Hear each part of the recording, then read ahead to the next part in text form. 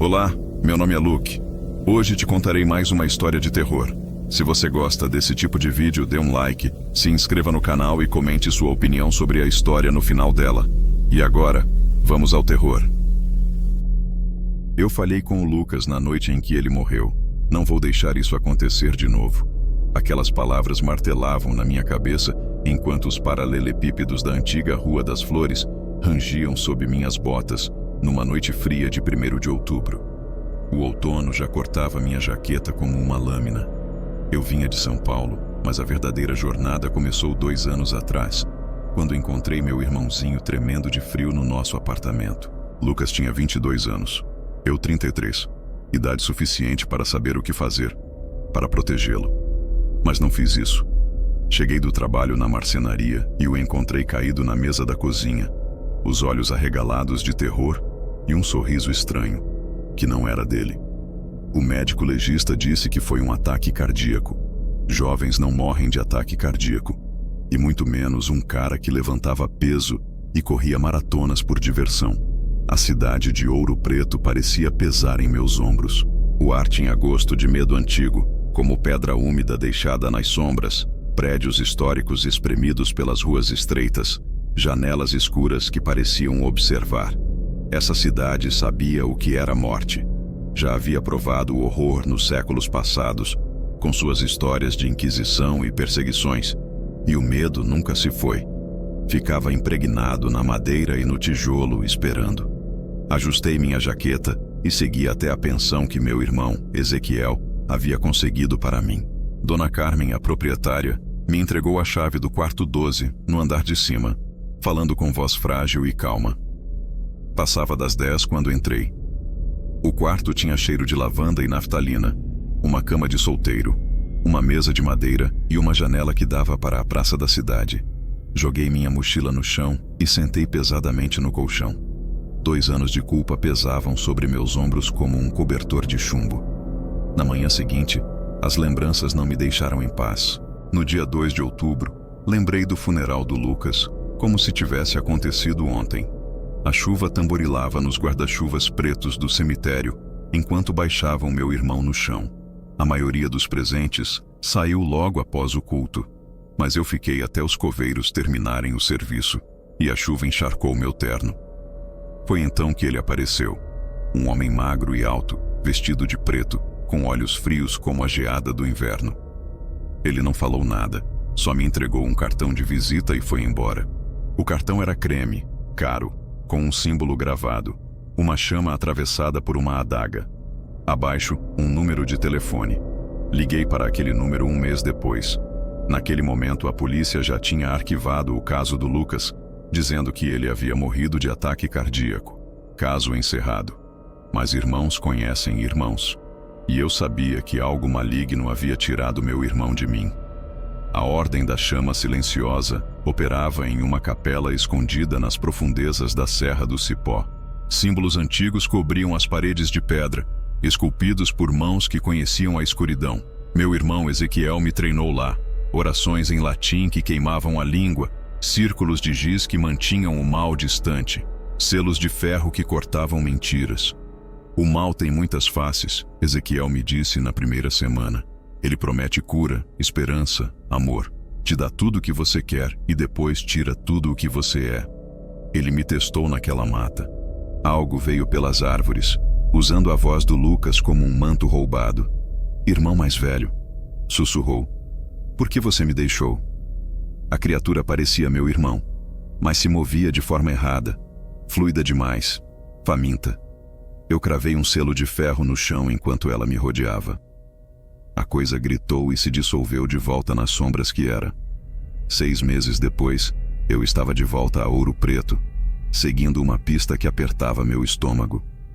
No dia 7 de outubro, tive minha primeira visão clara do inimigo. Passei dias aprendendo o ritmo da cidade, seu povo, seus segredos. Os turistas vinham pela história das minas e das antigas lendas, mas os moradores carregavam algo mais fundo, algo que sussurrava sobre Helena Moraes. Sua loja ficava perto da praça principal. As janelas brilhavam contra a luz cinzenta da tarde.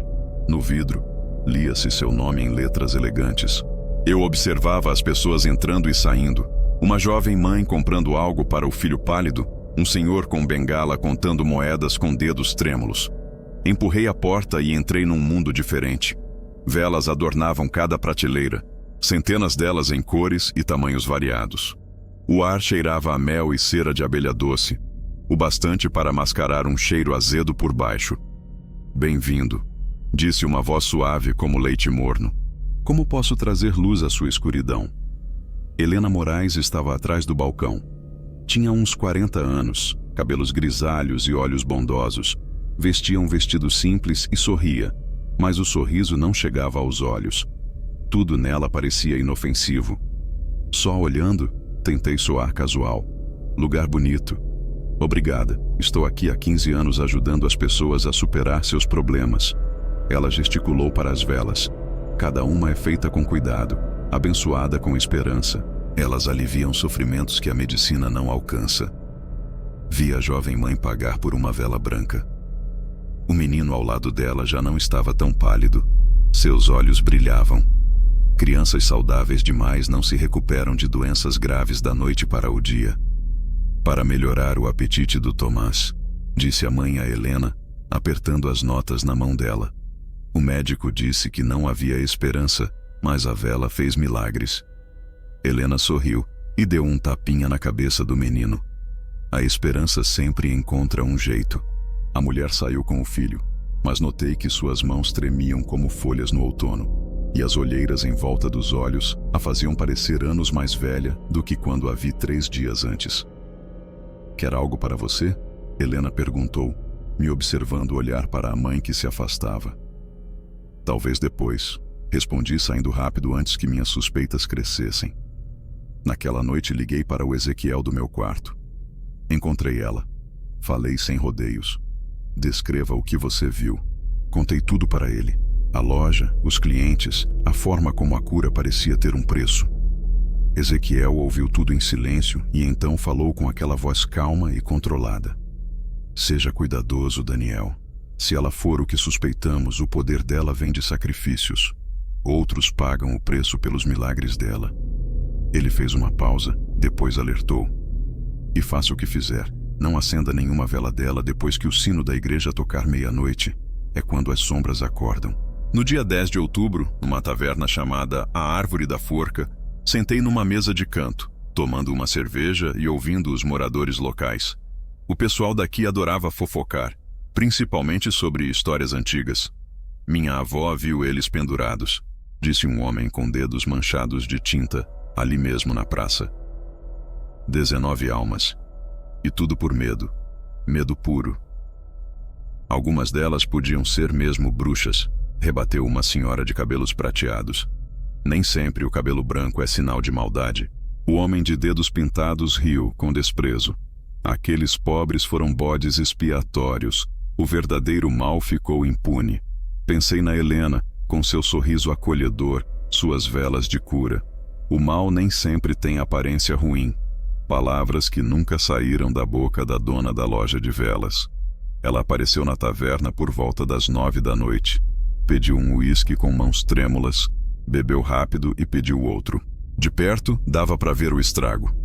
A pele estava flácida, o cabelo com mechas grisalhas que não estavam ali uma semana atrás. Mas o filho dela estava saudável. Ela percebeu que eu a observava. "Tem algo errado?" perguntou com voz afiada, defensiva. "Não. Só achei que você parecia familiar." Tentei explicar. "Eu entendo muito bem isso", respondeu, terminando seu segundo uísque e saindo, andando como alguém muito mais velho do que a idade dela. Fiquei até a taverna fechar. Depois, caminhei até a Biblioteca Municipal de Ouro Preto, que guardava registros impecáveis. Precisava entender a verdadeira história desta cidade.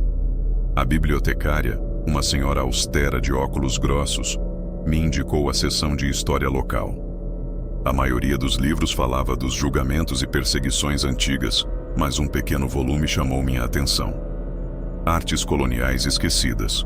Folheei páginas sobre jardins medicinais e artesanato tradicional, até que encontrei algo que gelou meu sangue. O capítulo 7. Magia das velas. O autor, um professor da USP, Falava sobre as bruxas acusadas de praticar cura simpática através de velas. Elas extraíam doenças das pessoas, transferindo-as para outro lugar, usando a chama como condutora. A prática exigia participantes dispostos e um tempo preciso. A maioria era herbalistas inofensivos, dizia o livro. Mas os registros do tribunal sugeriam que alguns usavam métodos obscuros para extrair vitalidade de doadores relutantes. Fotografei as páginas importantes e deixei a biblioteca quando o relógio marcou 10 horas. De volta ao meu quarto, espalhei as fotos na mesa. As peças do quebra-cabeça se encaixavam, mesmo que eu não quisesse montar aquela imagem. Helena curava pessoas, fazendo com que outros pagassem o preço. O filho da mãe estava saudável porque a própria mãe estava morrendo. A dor da velha desaparecia porque outra pessoa a carregava. 2 anos atrás, eu havia comprado uma vela para o Lucas. A lembrança me atingiu como um soco no estômago. Lucas estava sofrendo após a namorada ter terminado com ele. Não conseguia dormir, não comia, não conseguia se concentrar no trabalho. Eu fazia turnos extras na marcenaria para segurar as contas da casa, depois das despesas médicas do nosso pai. Lucas sofria e eu estava ocupado demais para ajudá-lo. Então, comprei uma vela para ele, uma vela branca simples numa pequena loja no centro de Belo Horizonte. A dona da loja, uma senhora gentil com cabelos grisalhos, disse que a vela ajudaria a aliviar os problemas, a fazê-lo dormir melhor. Funcionou. Por 2 semanas ele comeu melhor, dormiu melhor, parecia mais feliz. Até eu encontrá-lo morto no chão da cozinha.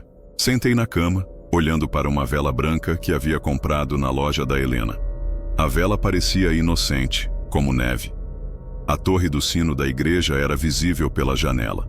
O relógio marcava 23h55. Faltavam 5 minutos para a meia-noite. O aviso do Ezequiel ecoava na minha mente. Não acenda as velas dela depois da meia-noite. É quando as sombras despertam. Mas eu precisava de provas. Precisava ver o que as velas de Helena realmente faziam. O que fizeram com o Lucas. Acendi um fósforo e aproximei-o do pavio, com a mão tremendo levemente. O sino da igreja começou a tocar. 23, 56, 57, 58. Pensei no sorriso errado e brilhante do Lucas na noite anterior. Pensei nas mãos trêmulas da mãe. Pensei no mal vestindo o rosto da esperança. 59 segundos, meia-noite. O sino anunciou seu fim. Observei e toquei o fósforo na vela. A chama não iluminou o ambiente, iluminou os mortos. A vela explodiu em vida. Quando o último toque do sino ecoou por Ouro Preto, 00.01 do dia 11 de outubro, algo estava errado na luz. A chama tremeluziu como um coração moribundo, projetando sombras que se moviam independentes da minha mão. Coloquei a vela na mesa e recuei. As sombras se esticavam pelas paredes como seres vivos, contraindo e expandindo a cada cintilar. Elas começaram a tomar forma. Rostos de homens, mulheres, crianças, com bocas abertas em gritos silenciosos. Sombras pressionavam minhas paredes como se quisessem romper para outro reino. Seus olhos vazios, negros e cinzentos, me encaravam com fome e desespero. Então, vi o sorriso torto do Lucas materializar-se entre os rostos. Seus olhos estavam distorcidos de terror, tão amplos quanto na noite em que o encontrei. Mas agora, eles se moviam focados em mim, conscientes e aterrorizantes. "Danny", sussurrou ele, sua voz como o vento em folhas mortas. "Me ajude." Meu coração disparou contra as costelas. Estendi a mão para a sombra do meu irmão, mas ela passou pelo vazio.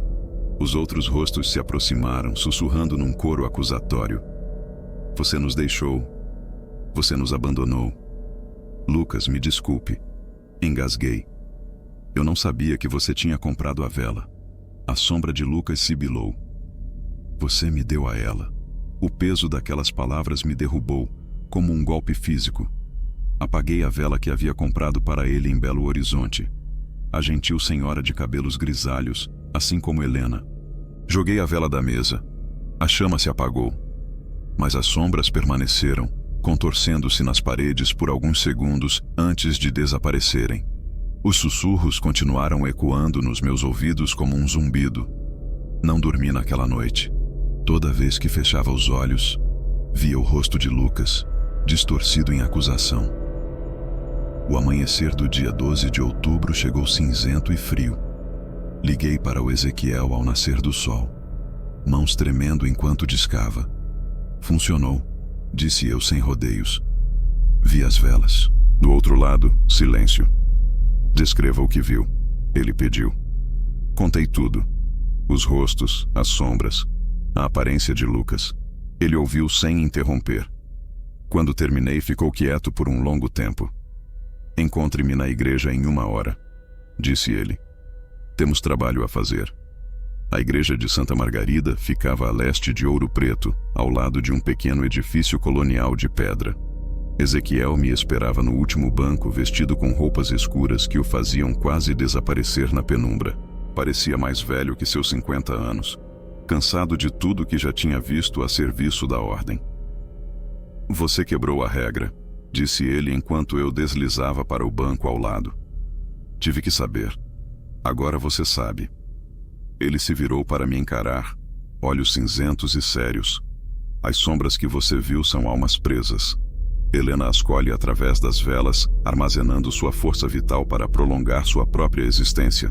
Seu irmão está entre elas. As palavras cortaram fundo, mas eu suspeitava que fosse verdade. Mas precisamos de provas concretas do que ela está fazendo, disse ele olhando para o altar, onde a luz da manhã entrava pelos vitrais. Ela vai ao mercado toda terça-feira às 10 da manhã. A loja estará vazia nesse horário, por arrombamento e invasão. Temos cerca de 20 minutos, talvez 30.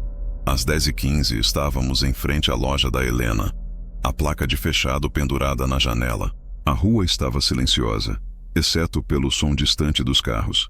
Ezequiel tirou um conjunto de gazuas e abriu a porta. Em 30 segundos, estávamos dentro. A loja parecia diferente sem Helena. O cheiro doce de mel estava mais forte, mas também o azedo, como fruta deixada muito tempo ao sol. Centenas de velas enchiam as prateleiras, seus pavios apagados apontando como dedos acusadores para o teto. Verifique atrás do balcão, sussurrou Ezequiel. Procure registros, livros contábeis, qualquer coisa com nomes e datas. Escorreguei atrás do caixa enquanto ele examinava as velas. O balcão tinha 3 gavetas. Nas 2 primeiras, livros de recibos e trocos. A terceira estava trancada. Achei algo, chamei baixinho. Ezequiel apareceu e arrombou a fechadura. Demorou quase 2 minutos, mas finalmente abriu. Dentro havia um livro-razão de ouro preto cheio de páginas. Abri na primeira página. Nomes, datas, tipos de velas e algo mais. Uma coluna chamada Custo que gelou meu sangue. Margarete Silva, 3 de outubro, vela branca de cura, custo, febre do filho de 3 anos. Haroldo Moreira, 28 de setembro, vela azul conforto, custo, dor nas articulações de 5 anos, força muscular. Página após página, entradas que remontavam a anos e décadas. A caligrafia mudava um pouco ao longo do tempo, mas o formato era sempre o mesmo. Nome, data, vela, doença, custo. Meu Deus, respirei, folheando as páginas. Há quanto tempo ela está fazendo isso? Veja as datas, disse Ezequiel, lendo por cima do meu ombro. As primeiras entradas são de 1953. Continuei virando as páginas, o horror crescendo a cada linha. Então, perto do meio do livro, encontrei o que procurava e temia. Lucas Fonseca, 15 de agosto de 2023. Vela branca para dormir e insônia.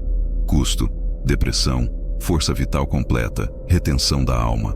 A entrada estava na minha caligrafia, ou quase o suficiente para reconhecer minha assinatura no rodapé. Eu o matei, sussurrei. Entrei numa loja em Belo Horizonte e comprei a morte dele. Ezequiel colocou a mão no meu ombro. Você não poderia saber. É assim que os predadores trabalham, disse ele. Eles usam nosso amor contra nós. Ficamos olhando para o nome de Lucas até as letras ficarem borradas. 15 de agosto de 2023. 2 semanas antes de morrer. 2 semanas de sono tranquilo antes do coração parar na cozinha de casa. Precisamos continuar procurando, falou Ezequiel gentil. Encontrar tudo o que puder. Fotografei as páginas importantes enquanto ele vasculhava os fundos da loja. Ele voltou carregando uma caixa de madeira cheia de esboços e desenhos a carvão de rostos. Dezenas deles, os mesmos rostos que eu tinha visto nas sombras das velas. "Olhe as datas", disse ele, espalhando os desenhos no balcão. Alguns eram recentes, outros tinham décadas. Reconheci alguns em antigas fotografias da cidade que vi na biblioteca. Pessoas que supostamente tinham morrido de causas naturais, ataques cardíacos, derrames, doenças repentinas. Todos clientes da loja da Helena. Ela guardava troféus. Percebi que cada alma que ela tomava era mais do que apenas uma vítima. Ezequiel apontou para pequenas anotações nos cantos de cada esboço. Essas são medições de poder. Ela está catalogando quanta força vital cada alma tinha. Fotografei tudo e devolvi os itens ao lugar. Enquanto nos preparávamos para sair, notei um brilho fraco vindo debaixo de uma tábua do assoalho perto da parede do fundo. Apontei para Ezequiel. Ele levantou a tábua solta, revelando uma caixa de metal lacrada com cera e símbolos estranhos. Dentro, enrolado em um pano preto, havia algo que me arrepiou a pele. Uma vela diferente das outras. Era branca como osso, com veios pretos correndo pela cera. O pavio era trançado com o que parecia cabelo humano. Irradiava um frio mesmo no calor da loja. Vela mestra. Ezequiel respirou fundo. O ponto central do poder dela. Cada alma que ela toma está vinculada a isso, inclusive Lucas. É uma alma jovem e saudável, então é especialmente valiosa para ela. Ele cuidadosamente embrulhou a vela e a devolveu ao esconderijo. Não podemos levar agora. Ela perceberia imediatamente.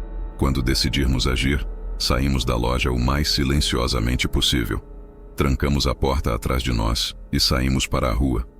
São Lourenço parecia mais pesado, como se o peso de todas aquelas almas presas estivesse pressionando a cidade.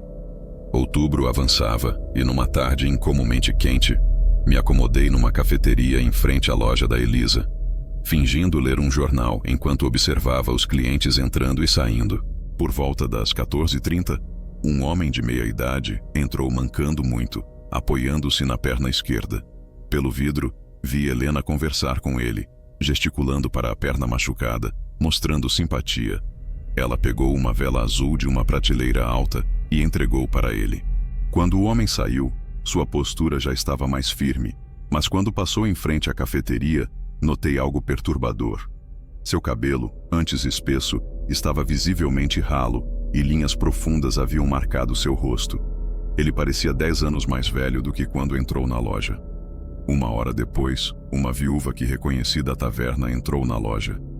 Ela vinha sofrendo de uma tosse persistente que a mantinha acordada à noite. Vi o mesmo ritual, conversa simpática, seleção cuidadosa da vela, troca de dinheiro. Ela saiu respirando com facilidade. A tosse desaparecera, mas seu cabelo estava completamente grisalho e seus passos se tornaram lentos e cuidadosos, de alguém muito mais velho. O padrão estava claro. Helena curava, mas roubava a vida, envelhecendo seus clientes para alimentar sua magia. Como ninguém havia percebido. Como ela operava há décadas sem ser descoberta. Então me lembrei da história de São Lourenço. A cidade aprendeu a ignorar curandeiros estranhos depois de 1692. Eles preferiam virar o olhar para o outro lado em vez de arriscar uma nova histeria por julgamentos de bruxas. Naquela noite, encontrei Ezequiel no motel onde ele estava pesquisando os antecedentes de Helena, usando contatos da ordem para acessar registros secretos. Seu nome verdadeiro era Elizabeth Fonseca. Ele espalhou documentos pela cama. Nascida em São Lourenço em 1672, ela tinha 19 anos durante os julgamentos das bruxas. Era impossível que ela tivesse mais de 300 anos. Ele mostrou um documento colonial, um registro de setembro de 1692, onde Elizabeth Fonseca era acusada de usar magia com velas para causar malefícios. O caso foi arquivado quando o acusador morreu subitamente de ataque cardíaco. Olhei a caligrafia desbotada. A descrição batia perfeitamente com Elisa, com seus cabelos grisalhos e olhos gentis. Ela sobreviveu às provações por ser cuidadosa. Ezequiel explicou que ela continuou ajudando as pessoas às escondidas, mas nunca parou de praticar. Apenas melhorou em disfarçar seus atos sombrios. 3 séculos roubando almas. Perguntei quantas vidas ela teria tirado. O livro de contas sugeria centenas, talvez milhares. Ele me entregou outro documento interessante. Em 1693 tentaram capturá-la, mas ela desapareceu antes que a ordem pudesse agir. Desde então, ela fugia há mais de 300 anos, sempre um passo à frente, até que finalmente voltou para sua cidade natal, São Lourenço, abrindo uma loja sob seu nome verdadeiro. O sorriso de Ezequiel era sombrio. O orgulho precede a queda, disse. No dia 20 de outubro, a explicação que eu temia se confirmou. Ezequiel passou dias analisando fotos do livro de contas e cruzando dados com registros de óbitos locais. As velas são recipientes, explicou ele, sentados na igreja de Santa Margarida. Cada uma contém um fragmento da força vital colhida. Quem acende uma vela está temporariamente pegando emprestada essa vitalidade roubada, mas o custo é permanente. Ele falou da vela que eu comprei para Lucas. Você fez dele um canal. A insônia e a depressão foram curadas com a paz que veio da força vital roubada de outro. Helena precisava de um reservatório permanente, uma bateria para armazenar toda essa energia roubada. A vitalidade do Lucas, jovem e forte, o tornava perfeito para isso. A verdade me atingiu como um soco. Lucas não tinha simplesmente morrido. Ele havia sido transformado em uma bateria sobrenatural, sua alma presa para alimentar a magia de Elisa. A vela mestra que encontramos continha fragmentos de cada alma que ela roubara, e a dele era a maior e a mais recente. Ela se alimentava dele há 2 anos. Podemos libertá-lo, disse Ezequiel. Destruindo a vela mestra, todas as almas presas serão libertas. Mas não será fácil. Helena vai lutar para proteger sua fonte de energia, e tem séculos de experiência. Naquela noite, sonhei com Lucas. Não como a sombra distorcida das chamas, mas meu irmão verdadeiro.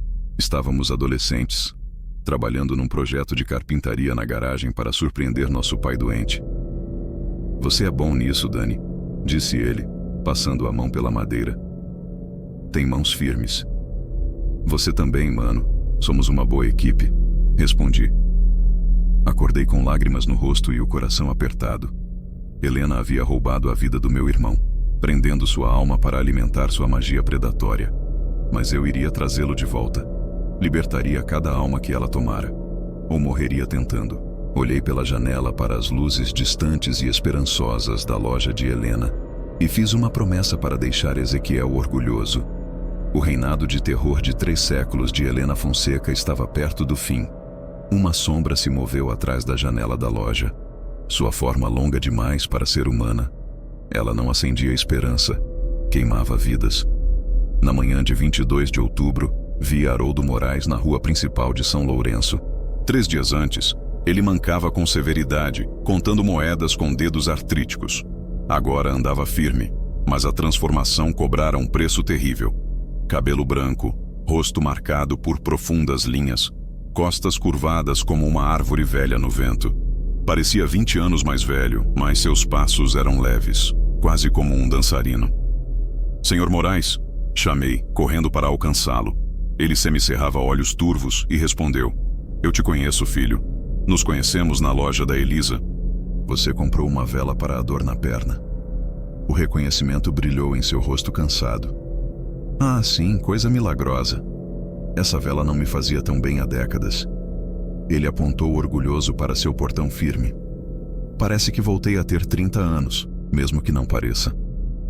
Apesar da pele pendurada e da voz arrastada por dentaduras frouxas, havia alegria genuína ali. A senhora Fonseca é uma bênção para esta cidade, continuou.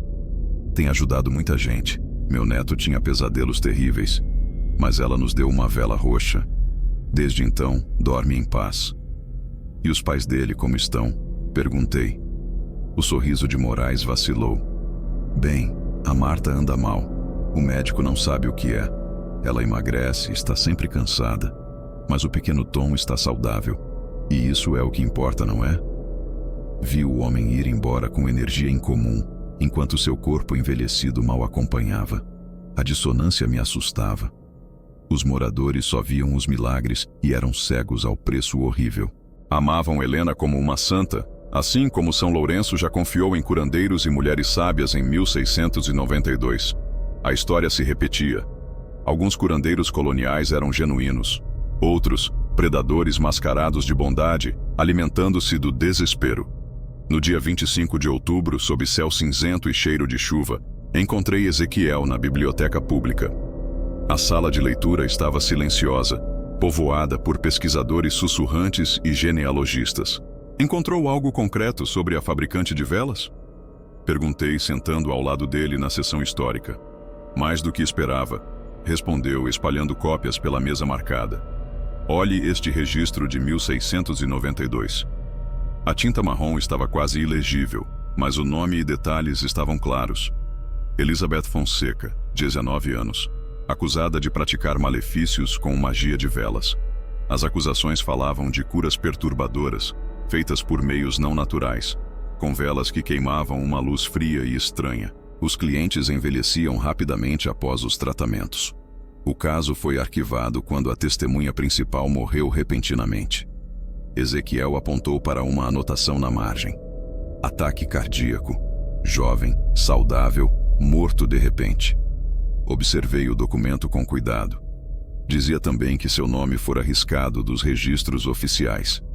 Alguém queria apagá-la da história. Mostrou-me outra página dos arquivos particulares da Igreja de Santa Margarida. Um diário de padre de 1693. A entrada manuscrita dizia que a mulher desaparecera de São Lourenço, mas sua maldade permanecia como fumaça. O padre escrevia de Boston, onde uma fabricante de velas curava os doentes, enquanto outros na vizinhança adoeciam misteriosamente. Ela estava correndo há mais de 300 anos, mudando de cidade, sempre um passo à frente. Até que agora, concluiu Ezequiel, ela voltou ao seu local de nascimento e abriu uma loja usando seu nome verdadeiro. Seus olhos cinzentos eram duros como pedra. O orgulho faz os predadores descuidados. Começamos a organizar os papéis meticulosamente. Mas primeiro precisávamos entender sua magia. Naquela noite, sozinho no meu quarto alugado, tomei uma decisão que assombraria meus sonhos. Às 00:03 do dia 27 de outubro, acendi uma vela azul clara que peguei na loja de Helena, daquelas para paz, descanso e sonhos bons. Segurei o fósforo no pavio, observando a chama tremular. As sombras vieram mais rápido do que antes, saindo das pequenas chamas como fumaça negra e se contorcendo nas paredes com fome. Formaram rostos que pressionavam o gesso, como tentando fugir de uma prisão infernal. Homens, mulheres, crianças, todos com expressões de angústia profunda, suas bocas abertas em gritos silenciosos, olhos fundos que me encaravam com acusações que cortavam mais que qualquer lâmina. Então, o rosto de Lucas apareceu entre eles, mais claro e sólido do que antes, exatamente como na noite em que morreu. Cabelos castanhos caindo na testa, aquele sorriso torto que eu amava desde bebê, mas agora distorcido, zombeteiro. "Dani", sussurrou com uma voz carregada de harmônicos que não pertenciam à garganta humana. "Pare com isso, por favor." "Estou tentando, mano, me diga." Outras vozes juntaram-se ao coro dos aprisionados e roubados. "Ela nos queima, queima nossas vidas para alimentar sua fome. A chama mestra", Lucas continuou, seu rosto se contorcendo com esforço. "Encontre a chama mestra e quebre seu domínio. Onde está? Onde ela guarda?" Mas as sombras já começavam a desaparecer. A vela queimava abaixo. O rosto de Lucas demorou mais para se apagar, seus olhos encontrando os meus com esperança desesperada. E algo mais, algo quase como perdão. "Eu te libertarei", prometi ao vazio. A culpa caiu sobre mim como uma onda física. Eu comprei aquela vela para ajudá-lo a dormir, depois que Sara partiu seu coração. Ele estava perdido, quebrado, trabalhando em turnos duplos só para evitar voltar ao nosso apartamento vazio. Queria aliviar sua dor da maneira mais fácil, em vez de estar lá para ele como um irmão de verdade. Agora sua alma estava presa, escrava sobrenatural, e as sombras do meu fracasso gritavam seu nome. "Lucas, me perdoe", implorei. No dia 29 de outubro à noite, Encontrei Ezequiel no porão da igreja de Santa Margarida. Ajudava-o a preparar armas, o que para qualquer pessoa fora da ordem da chama silenciosa soaria loucura. À luz de velas, enchia pequenos saquinhos de pano com sal consagrado, verificava selos de ferro esculpidos com símbolos ancestrais, pergaminhos com orações latinas abençoadas por padres que sabiam que alguns males exigiam curas antigas. O sal interromperá os círculos de ligação, explicou Ezequiel, checando cada equipamento com cuidado. Os selos de ferro cortarão a conexão com as almas roubadas, mas o trabalho real será seu, Daniel. Por quê? Porque a alma do seu irmão ancora toda a operação dela. Lucas era jovem, forte, cheio de vitalidade quando ela colheu sua essência, provavelmente a mais poderosa que ela já conseguiu. Ezequiel ergueu o olhar, seu rosto cansado e sombrio. Ela lutará muito para manter esse poder. Peguei um dos selos de ferro. O metal estava frio na palma da minha mão, com símbolos que pareciam se transformar na luz tremulante da vela. Era uma antiga proteção, refinada por séculos de batalhas contra coisas que não deveriam existir. Conte-me sobre essa chama mestra que Lucas mencionou. Provavelmente é um artefato que ela usa há décadas, talvez séculos. A chama mestra é o ponto focal de todo o poder dela, onde todas as almas roubadas estão vinculadas. Destrua-a, e toda a vida roubada será liberada. Os mortos continuarão mortos, disse ele, mas os vivos poderão recuperar parte do que lhes foi tomado.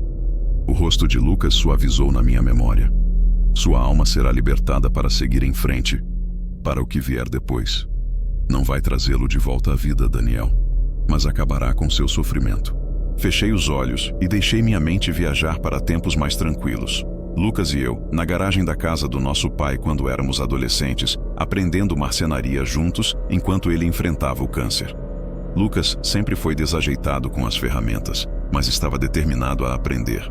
Você tem mãos firmes, Danny, ele comentou, passando a mão por uma tábua que eu tinha acabado de lixar, mais lisa e resistente que a minha. Você vai conseguir, irmão. É só praticar e ter paciência. Aquele sorriso torto dele iluminava qualquer ambiente. Era algo bom. Agora, sinto que tenho o melhor professor de Boston. Aquelas mesmas mãos firmes que ele elogiava seriam as mesmas que enfrentariam o monstro que roubou sua alma. Eu falhei em protegê-lo uma vez. Não deixaria isso acontecer de novo. Temos algo mais que precisamos encontrar, disse, lembrando das nossas pesquisas anteriores. Os registros do julgamento mencionavam moldes especiais para velas com símbolos rituais. Se Helena realmente vinha do século XVII, talvez ainda guardasse as ferramentas originais. Você está certo, concordou Ezequiel, guardando nossos suprimentos em uma bolsa pesada de lona. Artefatos antigos acumulam poder, especialmente os usados por anos em rituais mágicos. Saímos da igreja quando o relógio da torre bateu 9 horas. As ruas de Ouro Preto estavam vazias, exceto por algum carro ocasional passando pelo distrito histórico.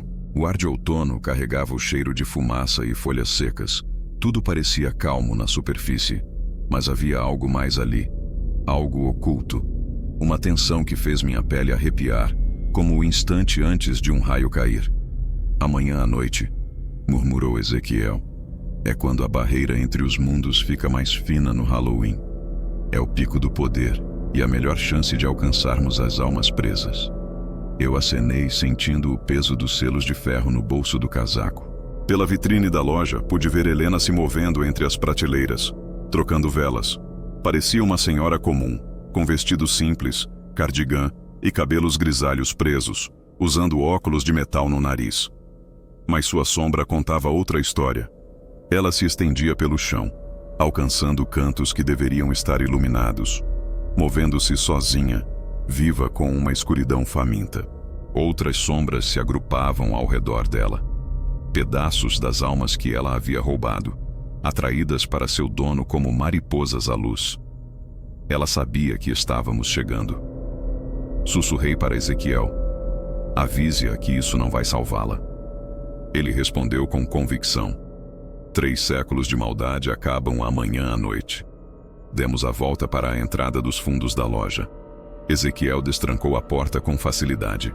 O cheiro doce de mel era forte, mas havia também um odor azedo, como fruta podre esquecida ao sol. Dentro, centenas de velas decoravam as prateleiras, seus pavios apagados apontando acusadores para o teto metálico. Mas não estávamos ali para inspecionar mercadorias. No canto, perto de um armário de madeira antigo, procurei por algo escondido. Compartimentos falsos. Qualquer coisa que pudesse guardar as verdadeiras ferramentas de Elisa. Passei as mãos sobre o móvel, sentindo cada detalhe. Então, toquei algo diferente. Uma depressão leve. Um botão disfarçado em um nó da madeira. Cliquei e uma parte do painel se abriu, revelando um compartimento estreito forrado com veludo preto. Lá dentro, envolto em seda antiga, havia um molde de vela diferente de tudo que eu já tinha visto. O bronze estava verdete pelo tempo, coberto por símbolos que doíam ao olhar. As mesmas runas distorcidas de 1692, esculpidas com tanta precisão que pareciam se mexer na penumbra. Encontrei, chamei suavemente. Ezequiel apareceu ao meu lado, examinando o artefato com o rosto pálido. Talvez seja do século I, ou ainda mais antigo. Esses símbolos não são meros enfeites. São sigilos para aprisionar a essência espiritual nas velas feitas com esse molde. Ele tirou fotos cuidadosas, evitando tocá-lo diretamente. O metal irradiava um frio intenso, mesmo no calor da loja, e algo em sua presença fazia meus dentes doerem. Era assim que ela operava por séculos. Cada vela feita com aquele molde prendia uma alma roubada, e cada alma fortalecia Elisa, prolongando sua vida além do natural. Ezequiel cuidadosamente guardou o molde de volta no compartimento.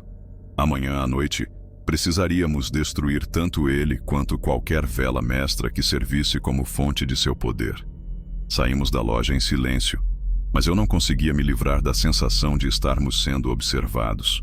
Olhei para trás e vi Helena parada na vitrine, imóvel contra a luz quente. Ela levantou a mão num aceno lento e zombeteiro. E sua sombra fez o mesmo, com movimentos próprios, quase humanos. Seu sorriso não era dela, era a sombra de Lucas. Eu queimaria sua luz para salvar sua alma. Essas palavras ecoaram na minha mente enquanto nos aproximávamos das luzes em Fonseca. Era 30 de outubro, 20 horas. O ar frio trazia cheiro de fumaça e uma tensão densa, como neblina. O Halloween estava próximo, e a barreira entre os mundos se tornava cada vez mais tênue. Lembre-se, sussurrou Ezequiel quando chegamos pela entrada dos fundos da loja. Ela teve séculos para aperfeiçoar seu poder. Não a subestime só porque parece inofensiva. Eu balancei a cabeça e verifiquei os selos de ferro nos meus bolsos.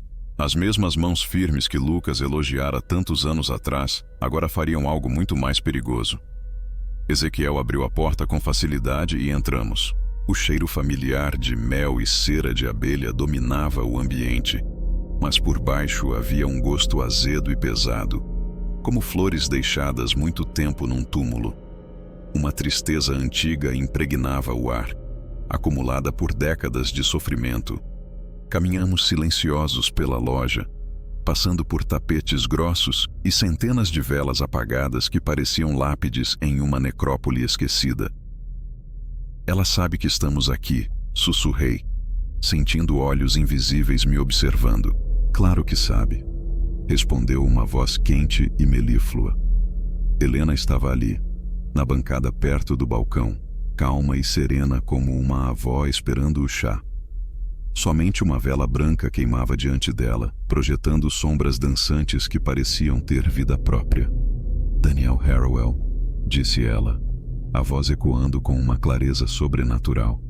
Irmão de Lucas, sabia que você viria. Seus olhos refletiam a luz da vela como predadores ancestrais. De perto vi a imperfeição em seu rosto, o leve erro nas proporções e a forma como as sombras se agarravam a ela como se fossem parte dela. Uma máscara humana mal ajustada. Onde ele está? Exigi. Ezequiel segurou meu braço para me conter. Oh, ele está mais perto do que imagina, disse Elisa, apontando para a vela. A chama tremeluziu e por um instante vi o rosto de Lucas dentro do fogo. Não uma sombra, mas ele mesmo, preso no próprio fogo. Seus olhos imploravam e sua boca se mexia em silêncio. Sua bruxa, rosnei avançando. Espere, pediu Ezequiel. Precisamos entender o que enfrentamos. Helena sorriu, um sorriso que não alcançava os olhos. Por favor, sente-se, convidou. Vou contar uma história. Ninguém se mexeu. Ela continuou. Hoje é 30 de outubro, 21 horas. Você sabe por que esta noite é especial, Sr. Harrowell? É a véspera do Halloween, quando o véu entre os mundos fica mais fino. O momento perfeito para o que eu faço. Ela gesticulou para as velas ao redor. Há séculos eu coleto forças vitais, armazenando almas em minhas velas para prolongar minha existência muito além do natural. Sabemos o que você é, disse Ezequiel friamente. Eu sobrevivi a 1692, porque lhes dei esperança quando não tinham nenhuma, explicou ela. Quando os julgamentos das bruxas começaram, eu tinha 19 anos e aprendia com minha avó. As pessoas nos amavam e aliviávamos seus sofrimentos. Curávamos os doentes, trazíamos luz à escuridão. Sua expressão ficou distante. Mas o medo destruiu tudo. As pessoas começaram a ver demônios em todos os lugares. Ela se moveu com graça e calma. Eu os observei pendurados inocentes. O medo destruiu o que havia de bom. Então aprendi a ser mais cuidadosa. Dei-lhes milagres enquanto tomava apenas o que precisava para sobreviver. Você tem matado por 3 séculos, acusei. Assassinato? Ela riu, um som de vidro quebrando. Eu alivio o sofrimento, Sr. Harrowell. A insônia do seu irmão desapareceu depois que ele acendeu minha vela. Sua depressão diminuiu, seu coração partido cicatrizou. Sim, eu colhi sua força vital, mas em troca trouxe paz a muitos outros. A lógica me atingiu como um golpe. Parte de mim vacilou. A morte ajudou alguém a encontrar sentido na dor. Mas quando olhei para a chama, vi o rosto aterrorizado do meu irmão preso ali. A raiva queimei qualquer dúvida. Ele não consentiu em morrer. A voz dela ficou aguda. As crianças doentes consentiram. As viúvas consentiram. Eu equilibro a balança. Ela apontou para as sombras aglomeradas ao redor da loja. Na escuridão, pude distinguir dezenas de rostos, almas presas, prisioneiras, tentando escapar, com bocas abertas em gritos silenciosos. Cada alma que eu tiro vive, continuou.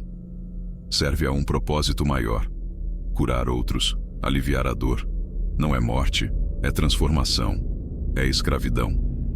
E isso termina hoje, disse Ezequiel, tirando um saco de sal consagrado. Comigo, a ordem acaba. A máscara amigável de Helena caiu, revelando algo antigo e faminto. Você condenará todos eles sem mim, ela sussurrou. Famílias sofrerão, crianças morrerão, os velhos agonizarão. Então morrerão como Deus quis, respondi, puxando os selos de ferro. O relógio na parede começou a badalar. Meia-noite, 31 de outubro. As velas ao redor da loja ganharam vida, luzes laranja tremeluzindo por todo lado. As sombras se contorciam como seres vivos. Ainda é tarde demais, sussurrou Elisa, sua voz com harmônicos inumanos. Meu poder está no auge. Ezequiel espalhou sal formando um círculo brilhante de luz azul no chão. As sombras recuaram, chiando. Helena rosnou, seu rosto se transformando em algo bestial. Agora, Daniel! Ezequiel gritou. Corri para a prateleira e comecei a quebrar velas, uma a uma. Cada caco liberava gritos desumanos, enquanto sombras desesperadas subiam como fumaça antes de desaparecer. Helena começou a envelhecer rapidamente, sua pele enrugando, cabelo caindo. Você vai se arrepender, ofegou. As famílias vão sofrer sem mim. Eu ignorei, continuando a destruir tudo. De repente, velas começaram a voar em nossa direção como projéteis. Me abaixei, sentindo o vento delas passando perto. Uma atingiu Ezequiel no ombro, fazendo-o cambalear. O molde mestre, ele gritou apontando para a bancada. A vela branca ainda queimava e o rosto de Lucas brilhava nela. Quando me aproximei, Helena se colocou entre nós. Sua pele fina como papel revelou veias escuras. Seus olhos estavam vazios, negros. Seu sorriso era cheio de dentes afiados. Sua alma parecia sugar toda a minha força. Sua alma está presa na vela. Ela sibilou. Se destruí-la, ele estará livre. Mas toda essa energia vital vai para algum lugar. Eu hesitei. Se liberasse tudo de uma vez, poderia me matar. Ou pior, completar a transformação e me tornar outra ferramenta dela. Mas olhando para o rosto torturado do meu irmão, soube que não havia escolha. Eu falhei com você uma vez, sussurrei para a vela. Não falharei novamente. Finquei o selo de ferro no centro da vela. Uma explosão de luz cegou as sombras. As almas presas giraram no ar, como um tornado de tristeza, antes de correr para a vela quebrada. Helena gritou, não com sua voz, mas com o coro de almas que roubara. O som era avassalador, séculos de sofrimento ganhando voz. Ela continuou envelhecendo, seu corpo secando e enrugando até virar pó. A energia liberada me lançou contra a parede. A dor foi intensa, como se meu coração fosse explodir. Mas a energia encontrou seu verdadeiro alvo. O selo de ferro na minha mão. Ele brilhou forte, absorvendo a força e dissipando-a na terra. A magia antiga funcionou como um para-raios. As sombras desapareceram, uma a uma. Vi o rosto de Lucas entre elas, calmo e em paz pela primeira vez em 2 anos. Ele sussurrou, obrigado, e se foi, finalmente livre. Helena desabou, seu corpo velho e seco, sua alma roubada reivindicando-a. Antes de morrer, sussurrou. A ordem me fez olhar para o símbolo. Apontou para a bancada, então desfez-se em pó. Na manhã seguinte, o som dos bombeiros chegou. Incendiamos a loja com as próprias velas de Elisa, fazendo parecer um acidente. Uma lâmpada com defeito, talvez. A história oficial seria de um incêndio trágico. Ouro Preto lamentou a morte da comerciante local. Mas notei mudanças quase imediatamente. As vozes desesperadas começaram a se acalmar. O consultório do Dr. Moraes se encheu de pacientes buscando ajuda real. As famílias começaram a se curar, naturalmente. Alguns danos eram permanentes, mas nenhuma nova vítima sofreria sob sua maldição. Ajudei na limpeza, peneirando as cinzas da bancada. Foi então que encontrei, meio escondido entre os destroços, um esboço carbonizado com um símbolo que reconheci. Era a chama e o emblema da adaga da Ordem da Chama Silenciosa, mas mais antigo e elaborado. Abaixo dele, letras de Helena ensinavam tudo. As implicações me atingiram como um soco. A Ordem não apenas treinou caçadores de bruxas, também treinou as bruxas. Quantas outras Elisas estariam por aí, praticando variações dessa magia negra? Quão profunda era essa conspiração? Mostrei o esboço para Ezequiel quando ele chegou. Seu rosto ficou pálido. Tudo o que ele murmurou foi que precisávamos informar a casa capitular imediatamente, mas isso era problema para amanhã. Hoje, Ouro Preto estava livre, a alma de Lucas finalmente em paz. E eu tinha um novo propósito. A Ordem guardava segredos perigosos. Eu descobriria todos eles.